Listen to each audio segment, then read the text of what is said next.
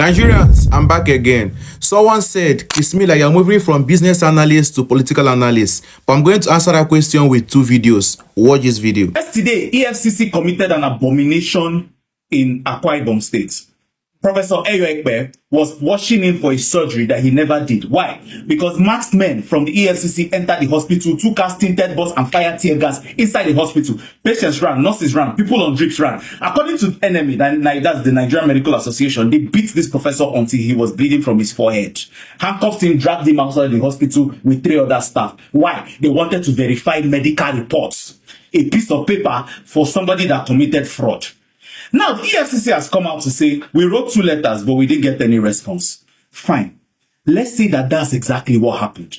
Let us assume that the hospital ignored every letter.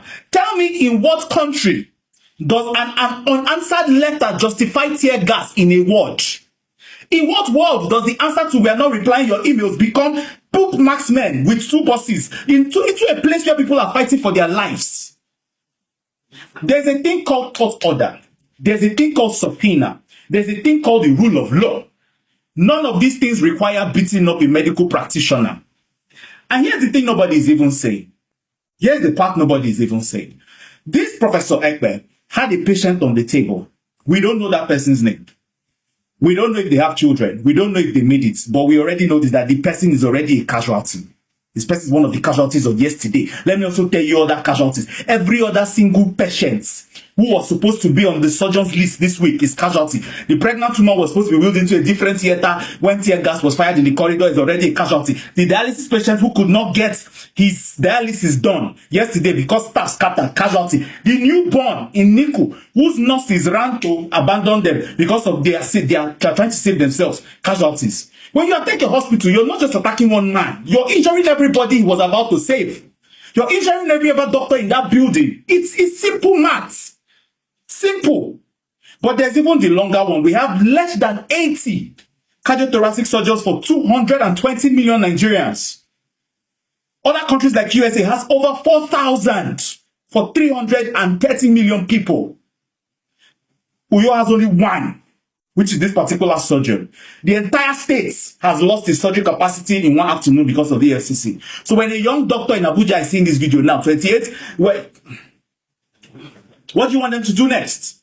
Open their laptop and jackpot. We've lost that person too. We're not just losing Professor Ekpe today. Oh. Yes, we're losing every other person, every other doctor who has watched this and decided that Nigeria is not safe for them anymore. How many doctors do we have in this country? So when your father has a heart attack at 3 a.m., when your sister goes into cardiac arrest during surgery, when your child is born and there's a hole in the heart, God forbid, Abi, is not our portion. Who do you think will be in the theater? EFCC? Or the surgeon that they chased out of the country? This is not even about EFCC versus doctors. It's about whether Nigeria still has the basic decency to treat a hospital like a hospital. So I'm calling on these people directly. Number 1 is the chairman of EFCC. Olanipekun Olukoyede. Discipline the officers who led this operation publicly. Not a quiet redeployment, not a public sanction. Apologize to this professor, to UUTH, and to every Nigerian who has watched their hospital turn into a war zone. Then publish your agency's standard operating procedure for engaging with health institutions. So this thing like this will never happen again. Former President Olusegun Obasanjo's speech. Watch. Government that is deep in debt. And then you are spending money like a drunken sailor. So what do you expect? They take it, you take debt. The first thing, or one of the first things I learned in life, he who goes a borrowing, goes a sorrowing. And where is that? And then, and when you get this money, the amount of money that was left in reserve and in what we call excess crude account, excess crude account.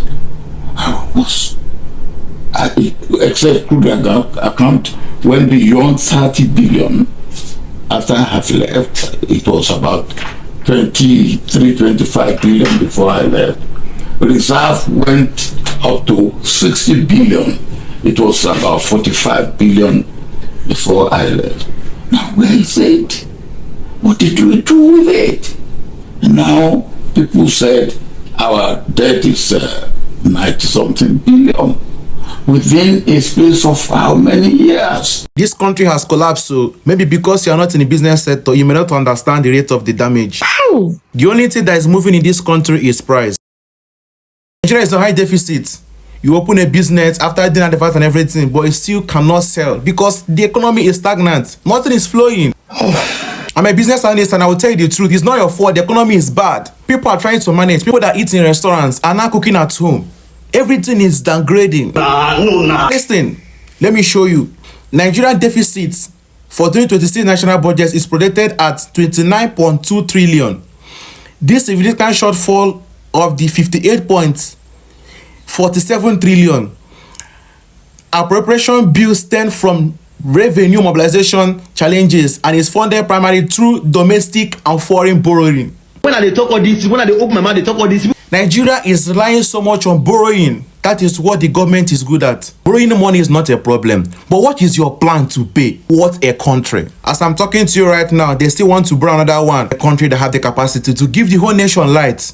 But they decided to power the villa with solar panel. No electricity, no security. Unemployment is talk of the day. This is a business analyst, Chris Miller. See you in my next video.